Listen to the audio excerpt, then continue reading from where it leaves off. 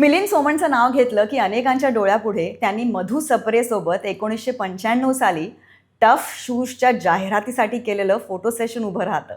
त्यात या दोघांच्या विवस्त्र शरीराला अजगराने वेटोळा घातला होता आणि त्या दोघांच्याही पायात बूट होते. जरी बुटांच्या जाहिरातीमुळे मिलिंद ओळखला जात असला तरी सुद्धा धावण्याचा व्यायाम करताना पायात बूट असू नये ह्या मताचा तो आहे, हे विशेष. या जाहिरातीला 30 वर्ष पूर्ण झालीत आणि तेव्हा तरुण असलेला मिलिंद आज वयाच्या 60तही तेवढाच तरुण आहे. तारुण्य हे वयाशी संबंधित नसून त्याचा संबंध शरीराशी आणि क्षमतेशी असतो, हे त्यानं दाखवून दिलंय. जाहिरात क्षेत्रात यशस्वी मॉडेल म्हणून गेली 35 वर्ष तो टिकून आहे आणि जगण्यातली, खाण्यापिण्यातली, व्यायामातली शिस्त ह्याचा आदर्श म्हणून मिलिंदकडे पाहिलं जातं.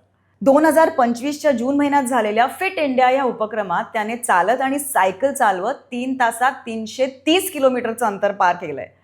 वजन कमी असणं आणि तंदुरुस्त असणं ह्या 2 वेगळ्या गोष्टी आहेत, हे मिलिंदनं त्याच्या स्वतःच्या उदाहरणातून दाखवून दिलंय.